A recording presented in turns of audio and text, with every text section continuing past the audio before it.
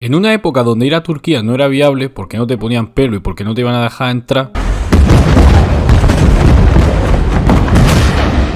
las pelucas cobraron gran importancia, pero fue en el siglo XVIII cuando cobraron una mayor relevancia. Pero durante el siglo XVIII las pelucas no fueron algo simplemente estético o para tapar tu calvicie, eran algo más que una simple moda. Su uso estaba estrechamente vinculado a la posición social de los individuos y a la imagen del poder que se deseaba proyectar. No se limitaba a la aristocracia y al rey, curiosamente esta moda se expandió a otros sectores sociales, como jueces y militares, tenían una gran variedad de pelucas. ¡El peluca sabe! El uso de las pelucas en Europa tiene sus raíces en el siglo XVII. Ya en el siglo XVI se hacía uso de ellas, como Isabel I de Inglaterra, que usó su peluca cuando su pelo ya no daba abasto. Pero fue Luis XIV de Francia quien popularizó su uso como parte esencial de la vestimenta cortesana. Luis XIV, que comenzó a quedarse calvo a una edad temprana, adoptó el uso de pelucas postizas no solo para disimular su calvicie, sino también para reforzar su imagen como monarca absoluto. Siempre se le atribuye a este rey la famosa frase de "el Estado soy yo". Él será el Estado y la calva también era suya.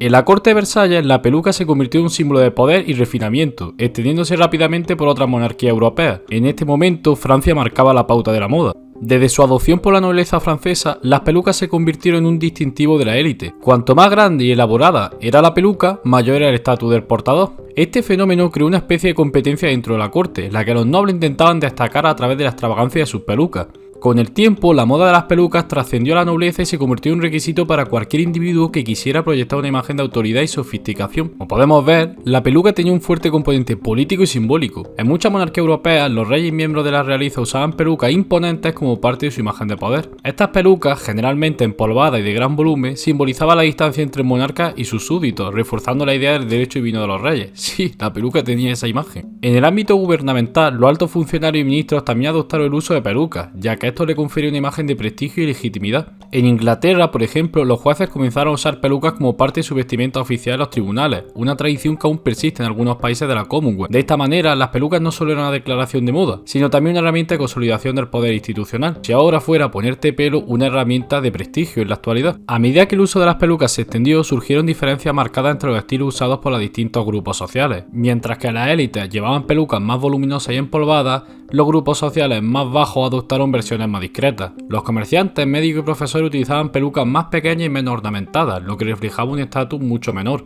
Sin embargo, para los menos pudientes, la peluca era un lujo inalcanzable. En su lugar, muchos optaban por cortarse el cabello corto y usar gorras o sombreros para imitar el estilo de la élite. El estilo de peluca que una persona usaba estaba determinado por su profesión y el contexto en el que se encontraba. Algunos de los estilos más comunes son los siguientes: peluca John, popularizada en la corte de Luis XIV, una peluca larga y voluminosa con rizos abundantes, asociada a la aristocracia. Peluca de bolsa, una peluca más corta y recogida en una bolsa negra en la parte posterior, era común entre militares y funcionarios del gobierno. Peluca tie wig se usaba en el mundo legal académico, era un diseño más simple que simbolizaba la sobriedad y la formalidad del oficio. Peluca fontange, utilizada por mujeres, era un diseño más alto y elaborado, a menudo decorado con lazos, perlas y plumas. Y la peluca de cola de caballo, un estilo más discreto usado por los miembros de la burguesía y ciertos profesionales como médicos y abogados. Sin embargo, los estilos responden a un propósito específico y comunicaban la información sobre el estatus, la profesión y la afiliación social del portador. Además, los colores de las pelucas también tenían un significado. Mientras que las pelucas blancas y empolvadas eran un símbolo de lujo y de poder, las pelucas más oscuras solían estar asociadas con un estilo más serio y conservador. En la actualidad, ponerse pelo era caro, y en el siglo XVIII poseer y mantener una peluca también era caro, y tampoco era una tarea sencilla. Las pelucas de mayor calidad estaban confeccionadas con cabello natural, lo que las hacía extremadamente costosas. Se importaba cabello de diversas partes de Europa e incluso de Asia para la fabricación de pelucas de alta gama. Además del coste inicial de adquisición, el mantenimiento de una peluca requería de cuidados especiales. Se utilizaban polvos perfumados para blanquearla y darle volumen, así como aceite y ceras para mantener su forma. Los peluqueros especializados eran responsables de retocar y ajustar las pelucas periódicamente, lo que representaba un gasto continuo para los dueños. La complejidad de este mantenimiento hizo que las pelucas fueran un símbolo aún más claro de estatus, ya que solo aquellos con la riqueza suficiente podían permitirse cuidarlas. El uso extendido de la peluca trajo consigo problemas de higiene. Como las pelucas no se lavaban con frecuencia, podían acumular suciedad y atraer parásitos como piojos, aunque para otros la presencia de peluca era una forma de evitar estos bichos. Para contrarrestar estos problemas se utilizaban polvos con ingredientes como almidón, harina y perfume. Aunque estos podían provocar problemas al propio usuario que la portaba, eran los remedios usados para evitar este tipo de bichos. A pesar de estos inconvenientes, las pelucas continuaron siendo un elemento esencial de la moda y el protocolo social en el siglo XVIII. Como ya hemos dicho durante el vídeo, para la nobleza las pelucas eran un símbolo de prestigio y exclusividad. Las pelucas más elaboradas estaban confeccionadas con cabello humano de la mejor calidad, a menudo importado de otras regiones. El almidón, como ya hemos mencionado, almidón perfumado, que además la blanqueaba, ayudaba a mantener la forma y disimular las imperfecciones. En las cortes europeas, especialmente en Francia e Inglaterra, las pelucas eran un elemento indispensable de la etiqueta y se combinaban con ropajes vistosos para reforzar la distinción entre las clases altas y el resto de población. En el caso de las mujeres nobles, no encontramos el uso de pelucas que se combinaban con peinados exageradamente altos, adornados con lazos, perlas y hasta miniaturas de barcos y jardines, reflejando el gusto por la ostentación de la época. La burguesía, por su parte, en ese intento de emular a la nobleza, adoptó el uso de pelucas para afirmar su nuevo estatus económico. Sin embargo, a diferencia de la aristocracia, la burguesía tendía a preferir modelos más sobrios y funcionales. Los comerciantes, abogados, médicos y académicos solían utilizar estas pelucas de tonos más oscuros y con menos volumen, ya que debían proyectar una imagen de seriedad y profesionalismo. La compra y mantenimiento de una peluca de calidad representaba un gasto considerable, lo que hacía que su uso fuera un signo visible de éxito financiero. Para los sectores más acomodados de la burguesía, poseer varias pelucas para diferentes ocasiones era una forma de mostrar su capacidad adquisitiva, haciendo uso de las pelucas para vacilar. Bueno, y por último tenemos a los menos pudientes, los más pobreticos. Para la mayoría de la población, especialmente campesinos y grupos sociales de poco poder adquisitivo, el uso de las pelucas era un lujo inaccesible. Ya no era solo el dinero que tenías que gastar para adquirir una peluca de calidad o una peluca, sumado a los gastos de mantenimiento y todos los materiales que tenías que comprar para poder mantenerla, era excesivamente caro. Hacía que la mayoría prefirieran comer antes que ponerse una peluca. En su lugar, muchos optaban por llevar el cabello corto y cubrirlo con gorros, como ya hemos mencionado, que además ofrecía una protección práctica contra la inclemencia del tiempo y las condiciones laborales adversas. En algunas ciudades se desarrolló una especie de mercado de segunda mano donde las pelucas usadas eran revendidas a precios más accesibles. Estas pelucas solían estar en peores condiciones y, en muchos casos, se teñían o arreglaban para disimular el desgaste de las mismas. También existían pelucas confeccionadas con materiales más baratos, como pelo de caballo o fibras sintéticas de la época, aunque su apariencia era notablemente inferior a las pelucas de cabello humano. Curiosamente, en el ámbito del servicio doméstico, algunas casas de la aristocracia imponían el uso de pelucas a sus sirvientes para mantener una imagen de uniformidad y elegancia. No obstante, estas pelucas eran de mala calidad, no de gran calidad, y en muchos casos se proporcionaban como parte del vestuario. La creciente demanda de pelucas llevó a la profesionalización de oficios como el peluquero y el fabricante de pelucas. Ciudades como París y Londres tenían un gran número de personas dedicadas al mantenimiento, confección y arreglo de pelucas, profesionales que trabajaban tanto para la aristocracia como para la burguesía adinerada, y sus servicios eran esenciales para mantener estas pelucas en buen estado.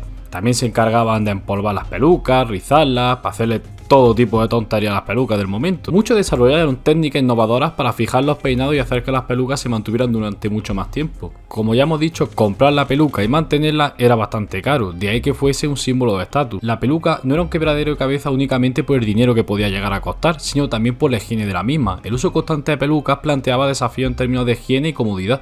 Quien podía empolvar su peluca lo hacía, pero las pelucas empolvadas acumulaban suciedad con mayor facilidad, haciendo más necesario el mantenimiento de la peluca. Debido a los costes asociados a la limpieza de la peluca y el empolvado, muchas personas, un poquito guarras, preferían simplemente dejar que sus pelucas se ensuciaran, lo que derivaba en problemas de salud e higiene. Uno de los principales problemas relacionados con las pelucas era la aparición de piojos y otros parásitos, aunque hay algunos que dicen que la peluca evitaba que aparecieran estos bichos, pero no obstante, dado que las pelucas rara vez se lavaban, se convertían en refugio ideales para estos insectos. Para combatir este problema se hacían una especie de repelentes o utilizaban pequeños cepillos para eliminar la suciedad y los parásitos. Además, las pelucas podían ser incómodas de llevar, especialmente en climas cálidos. Su peso, la acumulación del polvo y la grasa hacían que muchas personas experimentaran picazón y molestia. Algunas soluciones incluían el uso pequeño de almohadones o bandas de tela para reducir la irritación del cuero cabelludo. Desafortunadamente, la moda de las pelucas acabó en el siglo XVIII. A finales del siglo XVIII, el uso de las pelucas comenzó a decaer debido a varios factores. Con la llegada de la Revolución Francesa... Una mierda llena de colores. Eso fue la Revolución Francesa. La mayor mierda cromática de la historia de la humanidad. La visión de las pelucas como símbolo de poder y elitismo comenzó a jugar en su contra. Durante el periodo del terror de la Revolución Francesa, la moda aristocracia fue duramente criticada y rechazada por los revolucionarios.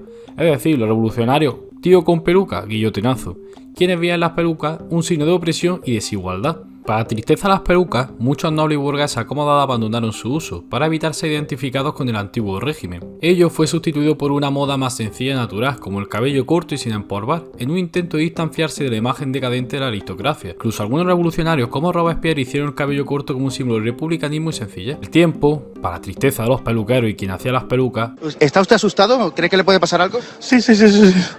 Que me quedo sin comer. La producción y demanda de las mismas disminuyó drásticamente. Para el inicio del siglo XIX, las pelucas habían dejado de ser un accesorio común, limitándose únicamente a ámbitos profesionales específicos, como la judicatura y la diplomacia.